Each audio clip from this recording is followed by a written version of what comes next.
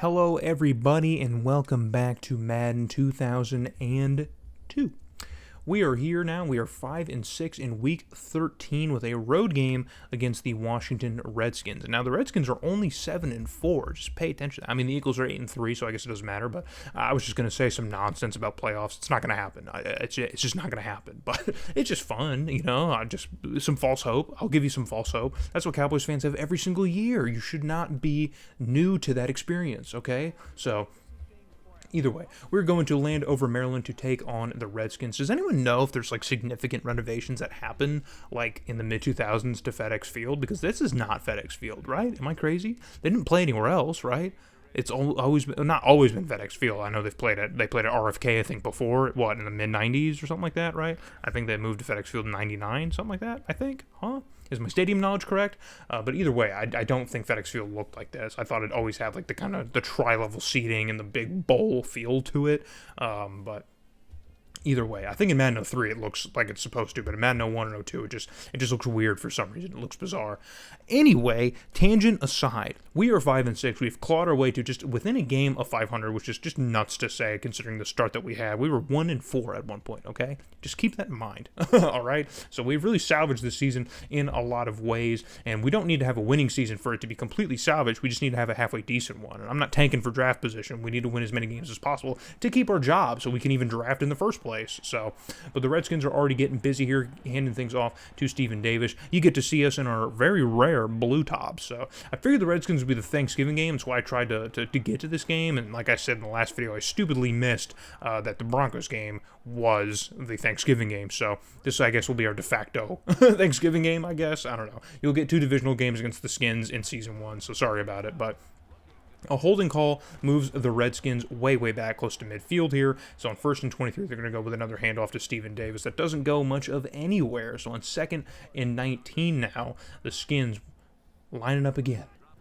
And George is going to drop back here. Very clean pocket. Pump fakes. Unloads one to the left side of the field. And that one is somehow hauled in. An amazing grab. And we had a defender in the position here, but he was not able to cut that play off. As it is a nice reception here for the Skins. So they're moving ahead here. They're going to get the first down. So on 2nd and 8 now in I formation. They're not going to hand it off. George is going to throw for it as he finds another open target. And again, a man in position. But again, the receiver comes down with it. So got to just seal that one off if at all possible. So their Skins are going to go for the handoff here, and it is a fumble, and the defense comes up with it. It's Nguyen. Nguyen comes up with the fumble recovery, and he's heading the other way. Didn't quite have the speed or the opening to get the scoop and score here. That would have been an amazing 90-plus yard scoop and score, but we get the ball back either way, so I'm completely okay with it. So that is going to end the first quarter. Neither team can get on the scoreboard as the Redskins drive comes up empty-handed.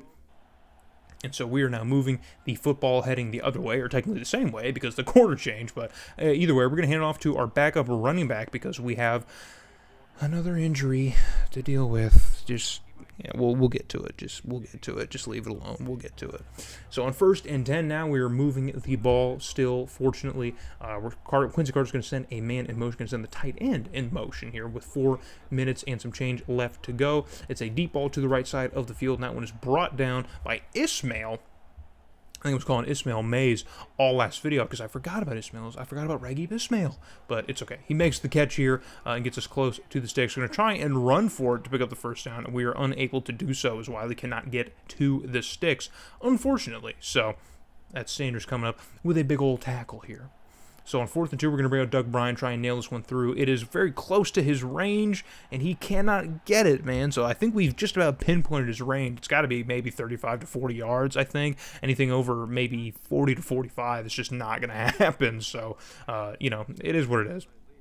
So the Skins are going to take over from their own 40-yard line. George finds an open man across the middle here. It's Alexander, who's now cutting up field, shakes off one man and redirecting from another. And it takes about 4 different Cowboys to get him to the ground finally, man, as he's a big force. It's hard to move that big force. So and George just connecting here with the Redskins receiving core, because they do have a good receiving core. I talked about it in the first Redskins video, that they have a lot of pieces on this offense. Just it's the quarterback that always holds them back, but he's not holding them back here in our first season against them. So on 3rd and 5 here, we have a chance to stop the Skins offense if at all possible. Pressure's getting on here. George uncorks one down the middle of the field into triple coverage, man. What was he doing? What was he looking at? He was desperate. So the Skins are going to bring out Conway to try to knock home a very long field goal, and his range is is probably about the same as Doug Bryan's, as that one falls very, very short into the end zone grass. Doesn't even make it to the end of the end zone.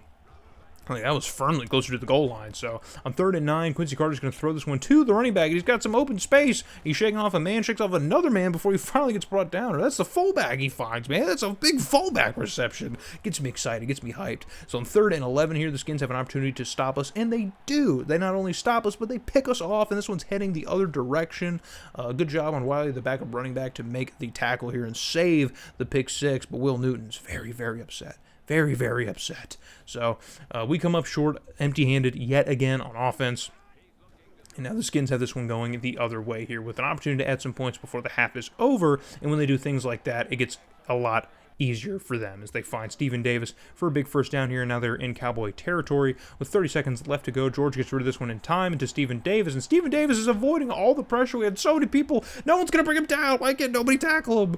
And finally the shoestring tackle's laid down. He was maybe dead to rights probably 3 or 4 times on that play, and no one could seem to bring him down for some reason, man. We got to do some tackle drills in between weeks, man. We got to watch some film and do some tackle drills. I don't know what's happening. So on 1st and goal, he tries to go to the back of the end zone to Crowder here.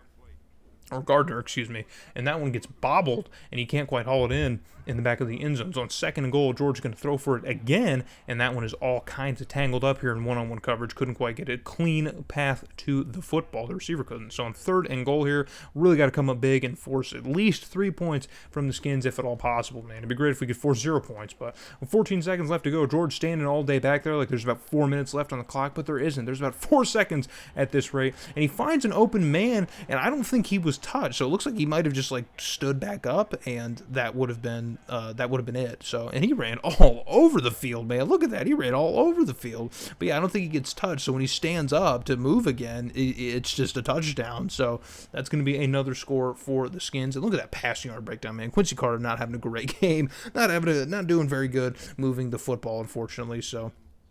Or I said another score. That was a score. I forgot that we picked off the Skins earlier in the game. So 7-0 is your score after one half. It is an absolute defensive showdown here in Landover, Maryland. But Quincy Carter finally moving the ball here past midfield, and he finds Joey Galloway, who hauls it in and catches this one inside the 30-yard line. So we might be able to finally maybe answer back here to the Skins, if at all possible, man. But the third quarter comes to a close, and not much else would happen in that quarter here as we are trying to mount our offensive drive here on 3rd and 10, the Skins defense has come up strong here. They have a chance to send our offense off the field here and bring out Doug Bryan, but we're going to try and at least get the first. And we find Wiley again, who hauls this one in and gets the first down.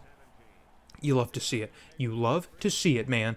Backup running back doing big things, man. Doing starting running back type things, man. Let's see Emmitt Smith make a play like that. I don't know if he could. So fast forward here to a 2nd and 4 here. We're going to hand it off to Wiley again. He's got some open space, and he at least gets the first down. Can't quite get to the end zone, but there was some open space for him to work. So on a 3rd and goal, the Skins goal line defense is coming up strong, and Wiley has more open space again, but can't quite fall forward into the end zone. So 4th and goal, we're going to need to keep the offense on the field because it is do or die time, and it is a touchdown as we go to the 3rd string running back on 3rd down to get him into the end zone.